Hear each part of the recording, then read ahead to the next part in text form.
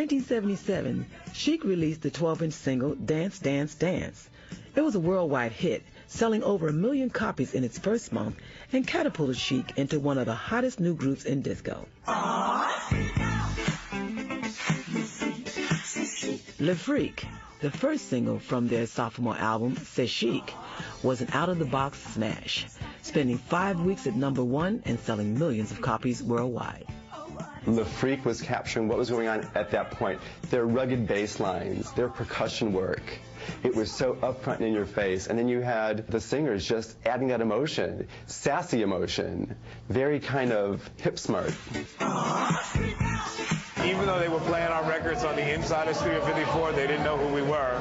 We were dressed in our best outfits. It's New Year's Eve. We're invited by Grace Jones. They wouldn't let us in. So we went to my apartment, which was just right around the corner, and we started jamming. Anyway, we started playing this little riff.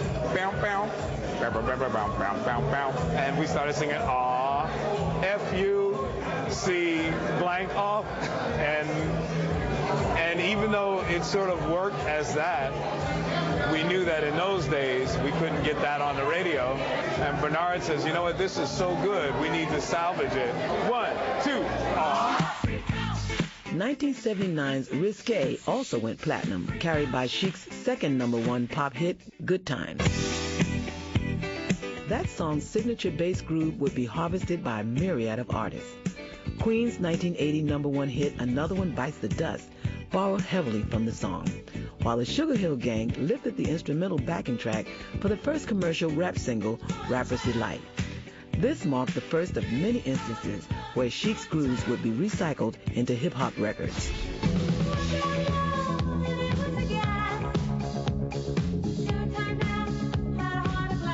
Rock and roll is always trying to find a new direction to go because otherwise it's just rock and roll. Those in the rock world took notice. Rock artists took notice. Rock artists said, I want to do something like that.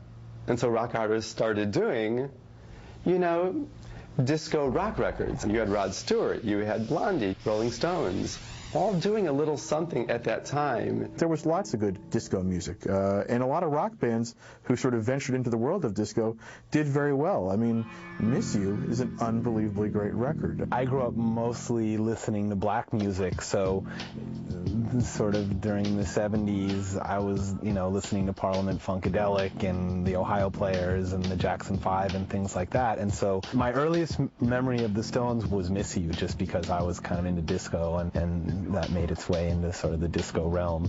They always came with a song or two that acknowledged the era and was like, yeah, but was totally them at the same time. And I'm thinking specifically of Miss You, which was, if you remember, during the height of disco.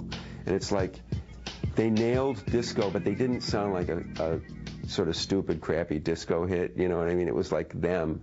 And to this day, that's a classic rock staple.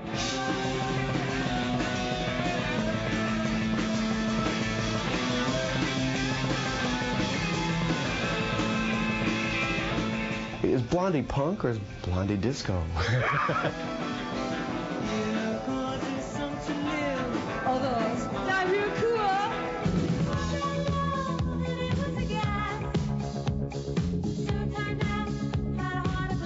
Heart of Glass, God, was that ever a change? It was like the shift that took Blondie from punk CBGBers to disco, and I think it gave their fans, I don't know if it gave them whiplash or if it actually brought them into the fold. Blondie's third album, Parallel Lines, released in 1978, made them international stars. The album's third single, the disco-tinged Heart of Glass, took Blondie to #1 in both the UK and the US. And what began as a flagrant attempt to explore the raging disco scene turned into a perfect genre-blending gem.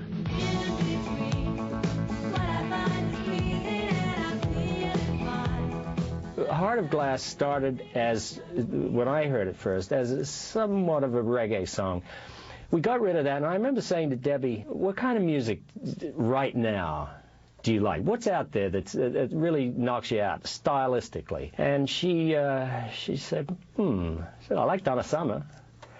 And I mean, that really caught me by surprise. It was the last thing I thought she'd say. I said, that's sort of disco, isn't it? And she goes, yeah, I love disco. By the time the rehearsal had finished, we had this thing totally discoed up. By 1979, not only had everyone from the Rolling Stones to punk rockers latched on to the disco boom, but one of rock's most unlikely candidates scored their biggest hit ever with a disco track. The song you're referring to as disco is really rock disco. I like Kiss as a disco band more than a rock band. I never saw Kiss as a remote